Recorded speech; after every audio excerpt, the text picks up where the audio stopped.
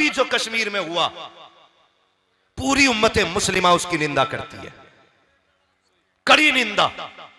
हर हिंदुस्तानी को दुख है इस बात का,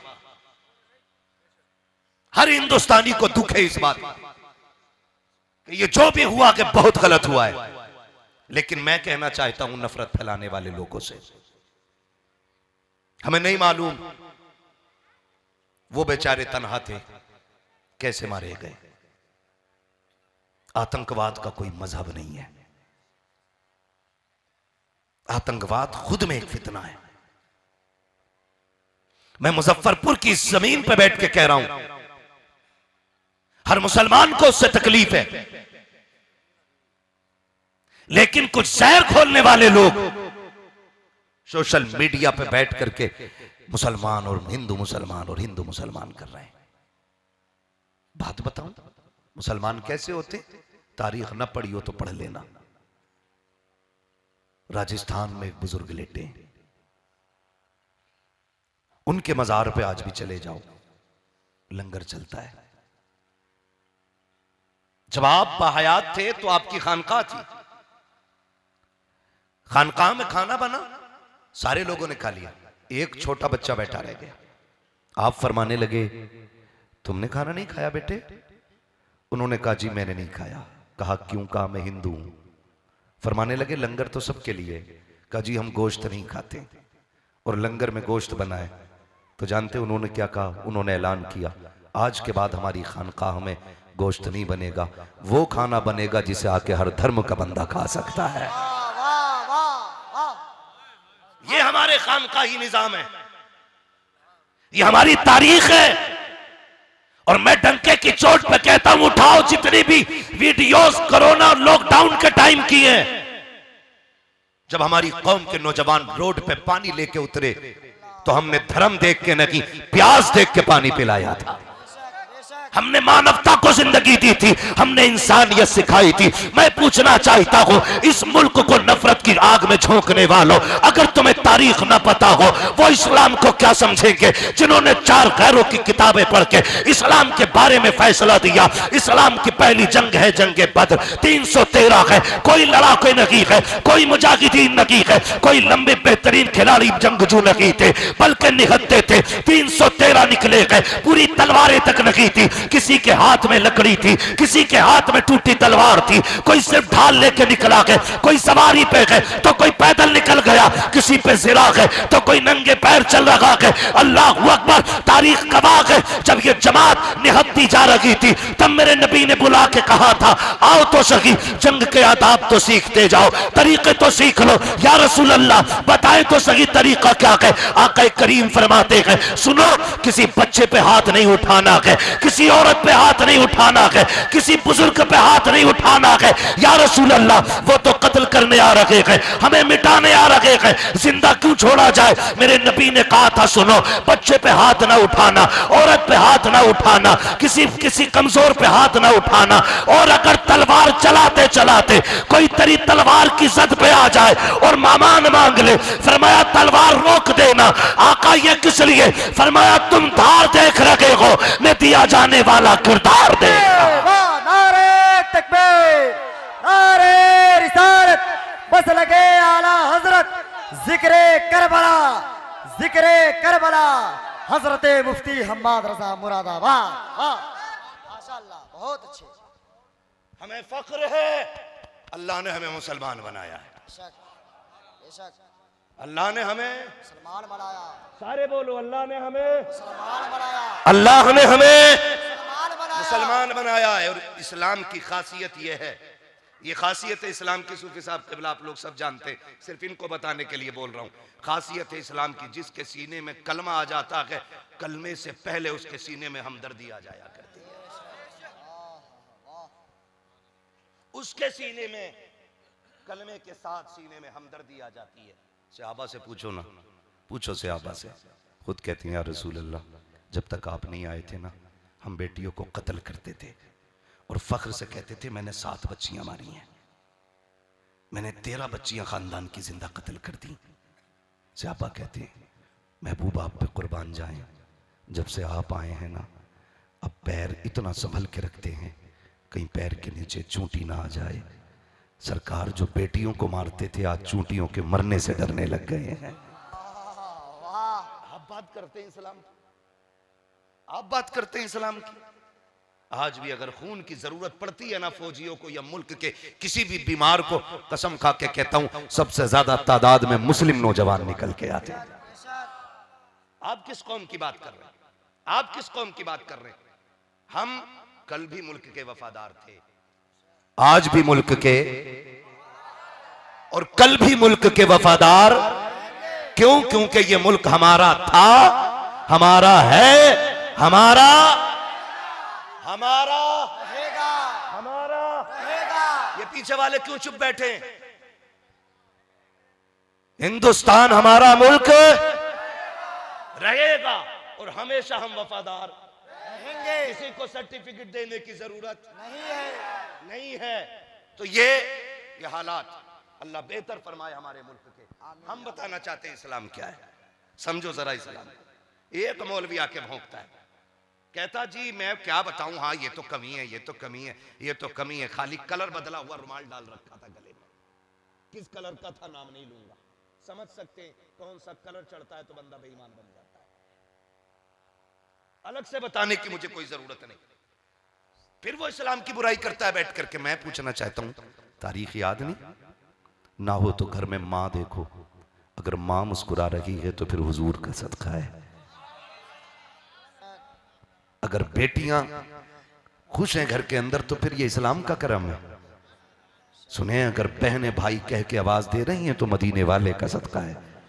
आप तारीख पढ़ते क्यों नहीं, समझते क्यों नहीं? बात इस्लाम पे की जाती है। आपसे भी थोड़ी सी मुझे तकलीफ है मेरे भाई, आपसे तकलीफ जो है रख दूं वो मैं बर्दाश्त कर लेंगे। आपसे तकलीफ ये है कि हमारे कुछ गलत कदम की बुनियाद पे लोग इस्लाम पे भौंकने लग गए। इस्लाम के ऊपर लोग बातें करने लग गए हमारी गलतियों की बुनियाद पर। इस्लाम कोई नजर आने वाली चीज बोले नहीं है ना। ये तो है नहीं कि इस्लाम ये है, लो जी ये इस्लाम ऐसा है। इस्लाम मजहब है जो बंदे के कैरेक्टर से झलकता है, बंदे के किरदार से नजर आता है इस्लाम क्या है। लोग हमें देख करके इस्लाम का फैसला करते हैं। अभी फिर से वो तलाक वाले मसले गर्म होने लगे, यूसीसी की बहस अब फिर से शुरू होने लग गई है।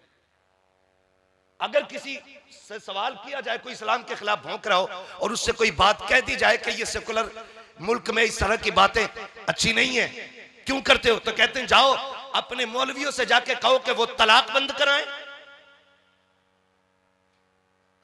ये क्यों कहा लोगों ने? क्योंकि हमने तलाक को बिना समझे औरत के ऊपर थोप दिया। हमने तलाक का मिसयूज किया। इस्लाम में जो रागत का रास्ता था हमने उसे किसी की जिंदगी की बर्बादी का जरिया बना दिया। हमने समझा ही नहीं तलाक को। रोटी कच्ची बन गई, थप्पड़ मार दिया। उसने अगर पूछा क्यों मारा, फिर कह दिया तलाक।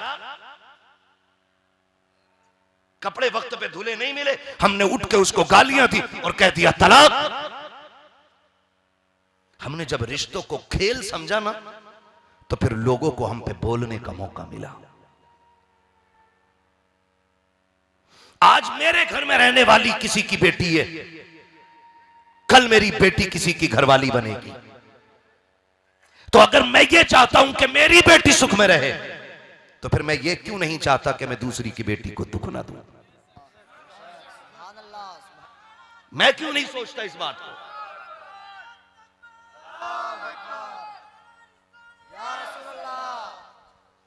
मैं क्यों नहीं सोचता इस बात को? मैं क्यों नहीं चाहता कि मैं जब अपनी बेटी की जिंदगी में सुख चाहता हूं तो दूसरे की बेटी को दुख क्यों दूं? हम चाहते हैं दूसरे की बेटी नौकरानी बन के रखे और हमारी बेटी घर में रानी बन के रखे। यहां के हमने नुकसान किया है, दीन नहीं समझा। अगर आपकी बीवी नई नवेली दुल्हन बन के आए और उससे चाय ना बने तमाशा बना देते हो। अम्मी देखो इसे यही नहीं पता पत्ती कितनी पड़नी है। इसे यही नहीं पता इलायची कितनी थी, इसको ये नहीं आता, इसको चावल बनाने नहीं आते, इसको नमक डालना नहीं आता। हाथ जोड़ के कहता हूं नबी का कलमा पढ़ने वालों, मुस्तफा के किरदार को पढ़ो। जैसे तुम्हें अपनी बेटियों की खताएं लगती हैं, दूसरे की बेटियों को भी इस तरह छुपाया करो जिस तरह अपनी बेटी के ऐबों पे पर्दा डाला करते हो। किसी के बेटी के ऐब को तमाशा ना बनाना, वरना उस वक्त तक तुझे मौत नहीं आएगी जब तक तेरी बेटी के ऐब तेरे सामने तमाशा नहीं बन जाएंगे। तारीख का ये बाप क्यों नहीं पलटते हो? उम्मुल मोमिनीन सैयदा आयशा सिद्दीक़ा रज़ियल्लाहु ताला अन्हा जब रुखसत होकर हुजूर के घर तशरीफ लाई है, आका करीम बाहर से तशरीफ लाए, फरमाते हैं सरकार आयशा अभी खाना नहीं बनाया, सरकार मुझे रोटी बनानी नहीं आती है। उम्मुल मोमिनीन आयशा सिद्दीक़ा कहती है क्या किया आका ने? तेवर बदल गए थे? नहीं नहीं। लहजे तल्ख हुए? नहीं नहीं। गुस्सा आया? नहीं नहीं। क्या किया? क्या ये नहीं कहा था कि तुम्हारे बाप ने कुछ नहीं सिखाया? हाँ हाँ कि बिल्कुल नहीं कहा था। तुम्हारे बाप ने क्या सिखाया है? बिल्कुल नहीं कहा था। मां ने कुछ समझाया है कि नहीं? ये नहीं कहा, बल्कि मुस्कुराए, फरमाते बताओ बर्तन किधर है? आका ने बर्तन उठाया, आटा निकाला, उम्मुल मोमिनीन आयशा सिद्दीक़ा के आगे बैठे, सरकार ने पानी डाला। कहते हैं सुनो आयशा, इतने आटे में इतना पानी डाला जाता है। अब आका आटा गूंद रहे हैं, मुस्कुरा के कहते हैं आयशा आटा ऐसे गूंदा जाता है। आका रोटी बनाने के लिए चूल्हे में आग खुद लगा रखे हैं, तवा ला के रखा, सरकार रोटी बनाते जा रहे हैं और मुस्कुराते जा रहे हैं। आका कहते हैं आयशा देखो खाना ऐसे बनाया जाता है। जब रोटी बनकर तैयार हो गई, मुस्तफा ने पहला लुकमा तोड़ा, उम्मुल मोमिनीन आयशा सिद्दीक़ा के मुंह में दिया और कहते कहो आयशा खाना कैसा लगा है? उम्मुल मोमिनीन की चीखें निकल जाती हैं, रोने लग जाती हैं। आका कहते आयशा बता तो सही आंसू क्यों आ गए? उम्मुल मोमिनीन ने कहा था या रसूल अल्लाह वो कोई औरत होगी जिसने आदम को खाना बना के खिलाया होगा, वो कोई औरत रही होगी जिसने शीश को खाना खिलाया होगा, वो भी कोई औरत रही होगी जिसके हाथ का खाना हजरत दानियाल और दाऊद ने खाया होगा, वो भी कोई औरत रही होगी जिसके हाथ का खाना हजरत याकूब ईसा मूसा जब फरमाती है कि जिसने भी खाया होगा औरत के हाथ का खाया, मैं वो खुशनसीब हूं जिसने मैंने नबियों के इमाम के हाथ का पहला लुकमा। तकबीर, नारे रिसालत, मसरके आला हजरत, जिक्रे मुस्तफा, जिक्रे मुस्तफा, पैगामे मुस्तफा, नेमते मुस्तफा, जलसे मुस्तफा, जलसे मुस्तफा, मुफ्ती हम्मा साहब मुरादाबादी। हाँ नारे। अरे भाई ये जलसा सिर्फ अब्दुल हमीद भाई ने अपने लिए नहीं सजाया, इस कमेटी वालों ने इसलिए नहीं किया कि जी हमारा नाम हो जाए। आपको बैठाना, इतनी कुर्सियां लगाना, इतना बड़ा पिंडाल लगाना इसलिए कि आज की महफिल से हमारी कौम एक पैगाम ले जाए, एक पैगाम ले जाए। अगर एक बात पे एक बंदे ने अमल कर लिया ना तो मैं समझूंगा मेरा आना कामयाब और इन लोगों का बुलाना कामयाब हो गया। मैं आपको बताना चाहता हूं रिश्ते सही से निभाना सीखें। रिश्ते एक गलती हो जाए ना, चौक में बैठ के अम्मी से बैठा के कहता अम्मी कहाँ से देख के लाई हो? पता है इससे चादर तक बेडशीट बिछानी नहीं आती, झाड़ू लगाती आधा कूड़ा छोड़ देती है। सुन ये एग्रीमेंट पे नहीं आई है, ये किराए पे नहीं आई है, ये 8 दिन के लिए नहीं है मेरे भाई, ये तेरी जीवन साथी है, ये तेरी हमसफर है, ये तेरी शरीक हयात है। और बेटियों से भी कहना चाहूँगा सुने, शोहर तुम्हारे लिए मजदूर नहीं है बल्कि तुम्हारे लिए वो दीवार है जो तुम्हारे और हर मुसीबत के बीच में खड़ा रहता है। शोहर वो होता है। तुम भी बात बात पे अम्मा अब्बू को फोन लगा के मत कहना आदमी बड़ा निकम्मा ढूंढा है, मेरे कान की बाली खो गई दिलवा ना सका, अभी तक पैर की पजेब नहीं आई है। ना कहना खुदा की कसम मेरी बहन मेरी बेटी मेरी बात दिल पे रख ले, शोहर की दिन गुर्बत के होना, फटे कपड़ों में जिंदगी गुजार जा। 70-80 हज़ार के कपड़े पहनने वाले ही को जन्नत नहीं मिलती है। कसम खा के कहता हूँ जो बेटियाँ शोहर के घर गुर्बत में दिन मुस्कुरा के काट देती हैं ना और ख़ुद को कनीज़ फातिमा फातिमा ज़हरा साबित करती हैं, वो कब्र में बाद में पहुँचती हैं। रोशनी करने के लिए मुस्तफ़ा कब्र में पहले आ जाया करते हैं।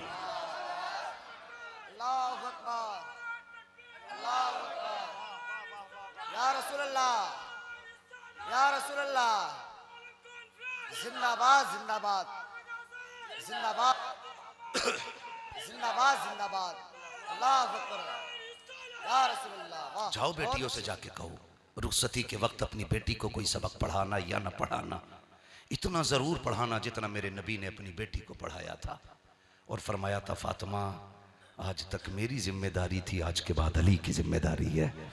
तुम भी अपनी बेटियों को यह जरूर बताना, अब तक बाप की जिम्मेदारी थी, आज के बाद शोहर की जिम्मेदारी हो गई है। जाओ जाके ये पढ़ाना। आज लोग बातें करते हैं, वो भी इस्लाम पे, वो भी इस्लाम पे जो ये कहते थे मुसलमान वो हैं जो सगी बहनों से शादियां कर लेते। आज उनको देखो, भांजा खाला के साथ लेके भाग रहा है, हाँ, भतीजा फूफी को लेके भाग गया, दामाद सास को ले गया। गलत नहीं कह रहा हूं, भांजी मामू के साथ चली गई। वो बोलते हैं इस्लाम पे, जिनसे उनकी माएं महफूज नहीं। आज तुझे बताऊं इस्लाम क्या है। हुजूर की चौखट है, जंग फतह हुई है, हातिम ताई की बेटी हुजूर की बारगाह में कैदी बना के लाई गई, कैदी बना के लाई गई। जब कैदी बना के लाई गई ना, सर पे चादर नहीं थी, मैदान जंग से पकड़ी गई थी। हुजूर की बारगाह में खड़ी हुई, हुजूर ने फरमाया क्या सोच के खड़ी है, गर्दन झुकी थी, क्या सोचती है, क्या होगा तेरे साथ। उसने कहा हम क्या जाने, हम तो यही जानते हैं जो फातेह होते हैं वो मफतूह को कत्ल करते हैं। हुजूर फरमाते हैं मैं तेरे सोच के खिलाफ करने वाला हूं। क्या? हुजूर ने मुजम्मिल वाली चादर उठाई कंधे से और हातिम बिन अदी की बहन के सर पे डाल दी। जब डाली ना तो किसी सहाबी के मुंह से जुमला निकल गया, या रसूल अल्लाह, दुश्मन की बेटी। तब से इनके लहजे में मिठास और ज्यादा हो गई है। वो कहा था किसी ने, लौटा के मदीने से उबैद अपना बदन ही, जो रूह थी वो अब भी मवाजा पे खड़ी है। और उनसे भी पहले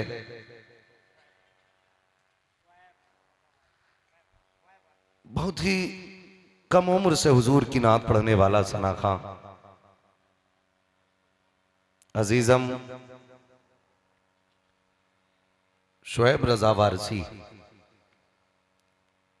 इतनी नातें पढ़ी कि पढ़ते पढ़ते बड़े हो गए। उनसे भी आपने हुजूर की नातें सुनी। अब चूंकि मेरा वक्त 2 बजे के बाद आया है, अब देखें अजीब इत्तेफाक है, वक्त भी ऐसा है कि इसमें नींद लगती है, खतीब भी ऐसा है जो बहुत कड़वा बोलता है। मजमा अगर सुभान अल्लाह कह दे तो फिर अजीब इत्तेफाक होगा।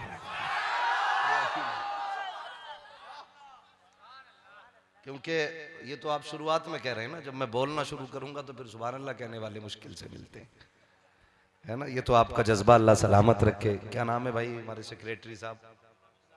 अब्दुल हमीद साहब, माशाल्लाह ये इस कमेटी के सेक्रेटरी हैं। और मैं समझ रहा हूँ जिनके गले में ये बिल्ले पड़े हुए हैं ये सारे मेंबरान हैं कमेटी के। यहाँ जलसे के कमेटी वाले कह के पुकारे जा रहे हैं, खुदा करे कयामत में हुजूर के गुलाम कह के पुकारे जाने लग रहा है। ये बहुत अच्छे अच्छे लोग बैठे हुए हैं। अल्लाह करे जैसा हमारा जाहिर है वैसा ही बातिन हो जाए, और अल्लाह हमारे बातिन को हमारे जाहिर से ज्यादा खूबसूरत बना दे। ये सबसे ज्यादा जरूरी बात है। भाई अब्दुल हमीद साहब और इनके जितनी भी कारकुनान हैं, अल्लाह सबके इल्म में, उम्र में, रिज्क में बेपनाह बरकत अता फरमाए। मेरे सामने जहां तक जगह है वहां तक लोगों के सरों का सैलाब है। मैं अगर अभी हलचल भाई ने कहा फजर तक, तो शायद कुछ लोग डर गए होंगे कि अभी तक बैठने जगह नहीं मिली थी, फजर तक इसको बुला लिया गया।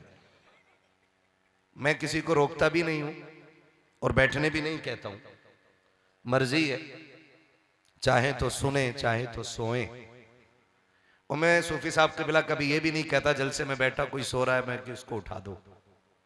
मैंने बहुत सारी रिवायतें ऐसी पढ़ी हैं कि जो जिक्र की महफिल में बंदा सोया है ना और ख्वाब देखा है तो फिर हुजूर ही नजर आए हैं। इसलिए मैं महफिल में सोने वाले को उठाने की भी बात नहीं करता। सुना है आप हर आशिक के घर तशरीफ लाते हैं, सुना है आप हर आशिक के घर तशरीफ लाते हैं, मेरे घर में भी हो जाए चरागा या रसूल अल्लाह, मेरे घर में भी हो जाए चरागा या रसूल अल्लाह। ये तो हर बंदे की उम्मीद है ना। और फिर वल्लाह वो सुन लेंगे, फरियाद को पहुंचेंगे। इतना भी तो हो कोई जो आह करे दिल से। हुजूर की महफिल है, हर हाल में मोहतरम है, हर एतबार से बाबरकत है, हर हैसियत से ये महफिल शरफ वाली महफिल है। फरमाया गया जो इन महफिल में आ जाता है वो बख्श दिया जाता है। बहुत गौर से मेरी बात सुन लें। मैं बहुत ज्यादा लंबी गुफ्तगू नहीं, इंशाअल्लाह 3 बजे से पहले पहले मैं गुफ्तगू समेटने की कोशिश करूंगा। बस आपसे इतनी गुजारिश है, जितनी देर सुने मोहब्बतों के साथ सुने।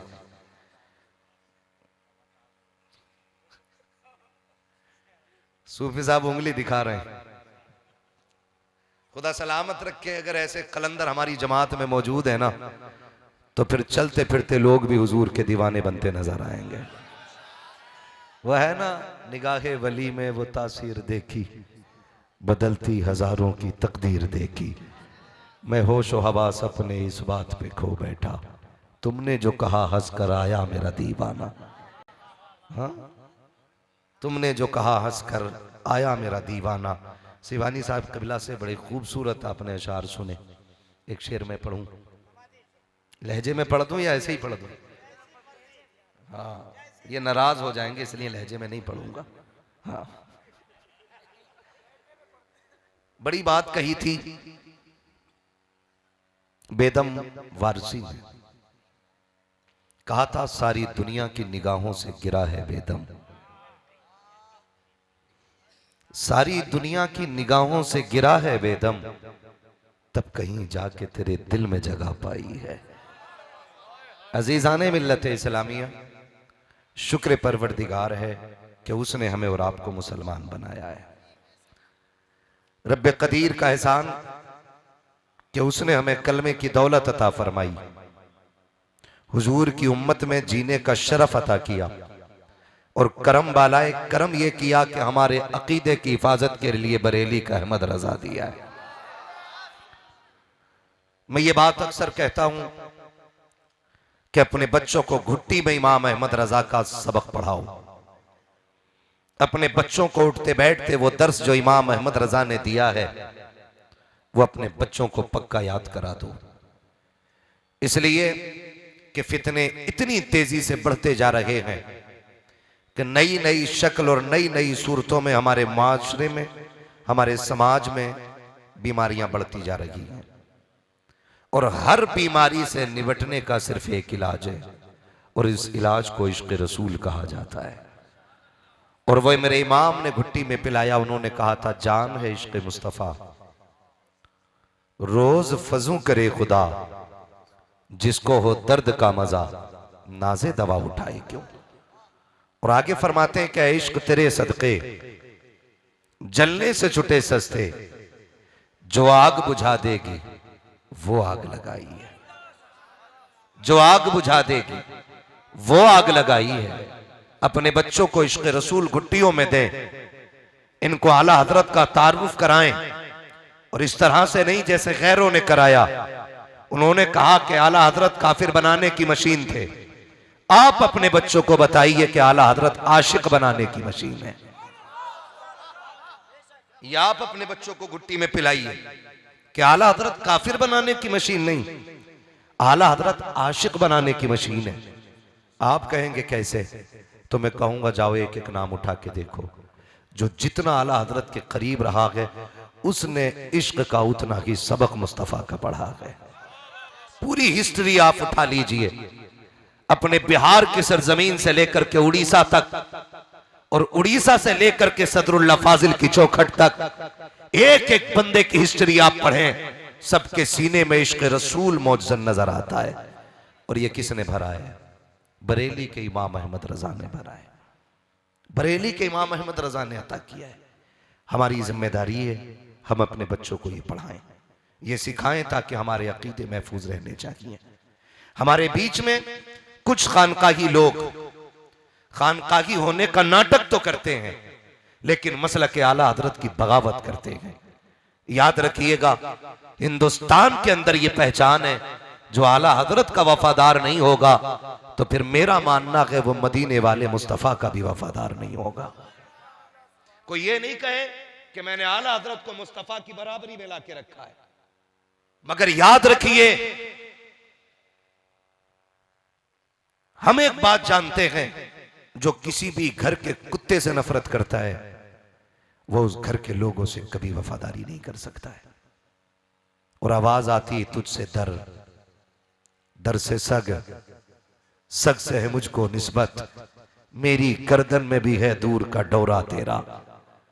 जो आला हजरत का वफादार नहीं, हमारा मानना यह है वो हुजूर का भी वफादार नहीं। हमारे पास सिर्फ एक तराजू है लोगों के अकीदे को पहचानने की, और उस तराजू का मसला के आला हजरत कहा जाता है। अगर किसी को इख्तिलाफ हो तो वो खड़े होकर बात कर सकता है। हमारे पास छुपाने का सामान नहीं, हमारे पास छाप के बताने का सामान है। हमारे पास चोरी का माल नहीं, आला हजरत की तिजोरी का माल है। हम तिपाही के नीचे रख के किताबें नहीं पढ़ाते, हम तिपाही के ऊपर रख के किताबें पढ़ाते हैं, इसलिए कि हमारे पास इल्म जो है वो मिला बरेली से है लेकिन आया मुस्तफा के मदीने से है। ये क्लियर है, क्योंकि आका ने फरमाया अना मदीनतुल इल्म व अलीयुन बाबूहा, मैं इल्म का शहर हूं, अली उसका दरवाजा है। अब याद रखिएगा हमारे पास जो इल्म है उसी खजाने का है। तो मैं आपसे ये गुजारिश कर चुका हूं कि मसलक और अकीदे में मजबूत रहिएगा। रहेंगे इंशाअल्लाह, सारे वादा करते हैं इंशाअल्लाह। मैं नारा लगा के देखूं कितने पक्के लोग बैठे। लगाऊं एक नारा? एक बार इन्होंने लगाया, एक बार मैं लगा लेता हूं। नारे तकबीर, नारे रिसालत, नारे रिसालत। माशाअल्लाह, पक्के हैं ना सारे? या रसूल अल्लाह सिर्फ बरेली वाले ही कहते हैं, ये भी बहुत बड़ी पहचान है। अब अगली बात करने लगा हूं, खुदा करे कि बर्दाश्त कर ले। इस्लाम हर दौर में अपनी हक्कानियत की बुनियाद पे तस्लीम किया गया है। किसी को मुसलमान बनाने के लिए गर्दन पे तलवार नहीं रखी गई, ये तारीख है। किसी को मुसलमान बनाने के लिए उसके घर नहीं उजाड़े गए, ये तारीख है। किसी को कलमा पढ़वाने के लिए उसके बच्चों के गले नहीं काटे गए, ये इस्लाम है। किसी को मजबूर नहीं किया गया कलमा पढ़ने के लिए। हकीकत यह है कि जिसने इस्लाम को करीब से जाना उसे कहना पड़ा ला इलाहा इल्लल्लाह मुहम्मदुर रसूलुल्लाह। यही इस्लाम की सच्चाई है, यही इस्लाम की सच्चाई है। मुझे तो हैरत होती कभी कभी हजरत, अल्लाह इन मुनाफिकों को जमीन से मिटा दे, बड़ी ऊंची टोपी लगा के टीवी पे दिखाई देते, और कीमत देखो तो 2500 रुपए में आके बैठ जाते हैं चैनलों पे। ज्यादा तो नहीं बताती 2500, ज्यादा ना 500 में आ जाते हैं। खाली पब्लिसिटी के लिए माइक पे आकर के ड्रामा करने के लिए 500 रुपए में नंगे हो जाते हैं। और मैं दुनिया को चैलेंज करना चाहता हूं, जिनकी आंखों पे तासुब का चश्मा लगा है, वो दीन 500 रुपए के मौलवी से ना सीखे। अगर दीन सीखना है नबी की चौखट के अबू बकर से सीखो। अगर इस्लाम को समझना है तो उमर से समझो। और रह गई पावर की बात, तो सारी पावर मेरे रब ने महबूब की मुट्ठी में रखी है। तुम्हें चांद पे जाने के लिए हफ्तों और महीने लगते, मेरे नबी को लामका तक जाने में लम्हे भी नहीं लगे हैं। हम किसी कमजोर पैगंबर के मानने वाले नहीं, हम किसी कमजोर पैगंबर के मानने वाले नहीं। हमारा नबी वो है जो इशारा कर दे तो डूबा सूरज पलट आता है, जो उंगली उठा दे तो चांद के 2 टुकड़े कर देता है।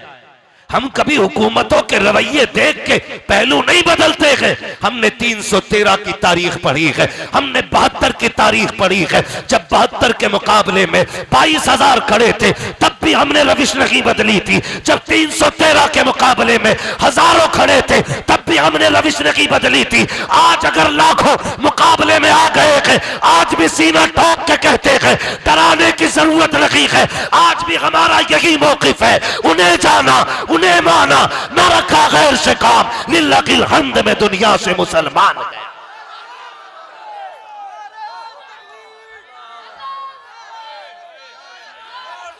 कहां चला गया ऑपरेटर यार, इसको थोड़ा बेस दो यार। मैंने पहले ही कहा था साउंडों को नीचे आवाज दो, मैं बोल रहा हूं बैठ जा रहा है। तवज्जो है सारे लोगों की? ओए भाई तुमने तो और बढ़िया कर दिया, तवज्जो है? उसी को बुलाओ ऑपरेटर को। गौर करें, हमारे सामने हर वक्त इस्लाम की तारीख रही है और यह सरासर इल्जाम है, सरासर इस्लाम इल्जाम है कि मुसलमान कट्टर होता है। सुने जरा, बर्दाश्त कर ले मेरी बातें। मुसलमान कट्टर होता है, मुसलमान किसी का खून बहाना पसंद करता है। तारीख पढ़ लो, हमारी तारीख है। मुझे एक बात बताई जाए, जो जितने पक्के मुसलमान होते ना उतना ही माफ करने का हुनर उनमें ज्यादा होता है। जो जितने पक्के मुसलमान होते हैं उनमें माफ करने का हुनर उतना ही ज्यादा होता है। और सरकार रईसुल अत्किया शान बिलग्राम सरकार उवैस मुस्तफा वास्ती दामजिल्लहुल अली कहने लगे, मुझसे फरमाने लगे, बेटे जब तक बंदे में माफ करने का जज्बा नहीं होगा उस वक्त तक वो वली नहीं बन सकता है।